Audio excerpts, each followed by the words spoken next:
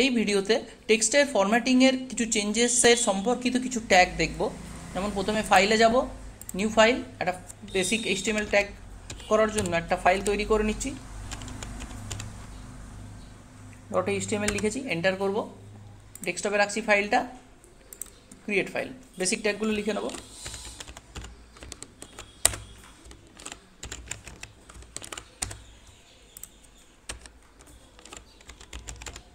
Body tag শুরু করলাম, body tag শেষ করলাম। তাহলে এখানে HTML শুরু হয়েছে, HTML শেষ হয়েছে, হেড ট্যাগ শুরু করেছি, হেড ট্যাগ শেষ করেছি, বডি ট্যাগ শুরু করেছি, বডি ট্যাগ শেষ করেছি। এর ভেতরে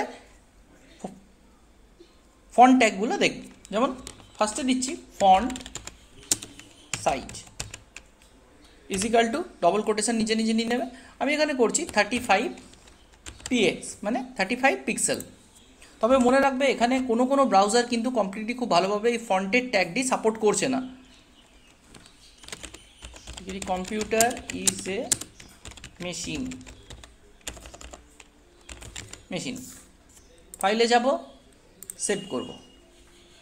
এবার HTML ফাইলটা ওপেন করে নেবো ডবল ক্লিক করে।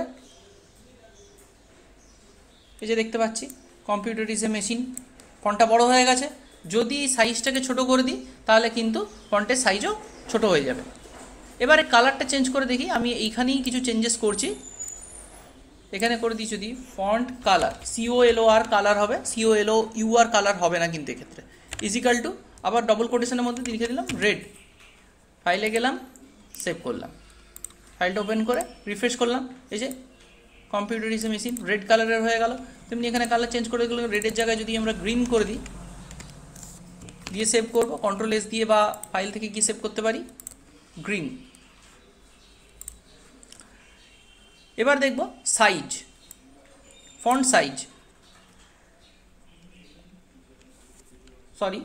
হয়ে গেছে। এবার ফন্ট ফেস দেখব, হ্যান্ডরাইটিং চেঞ্জ করার জন্য।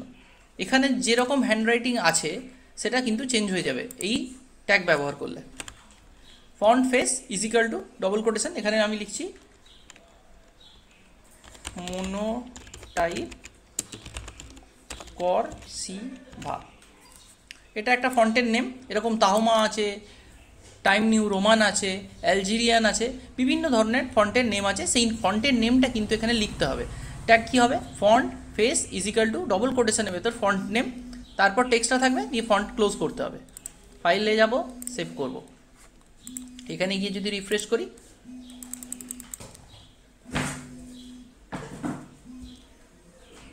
ফন্টের স্টাইলটা চেঞ্জ হয়ে যাবে। কিন্তু এক্ষেত্রে চেঞ্জ হচ্ছে না, তার কারণ হচ্ছে বিভিন্ন ব্রাউজারে কিন্তু অনেক সময় যেহেতু কি ফন্টের ট্যাগটা HTML4.3 ব্যবহার করা তো, ওই জন্য HTML ফাইলে কিন্তু খুব ভালোভাবে এটা সাপোর্ট করছে না, যার জন্য কিন্তু এই ফন্ট ফেস এবং ফন্ট সাইজটা ঠিকঠাকভাবে কাজ করছে না।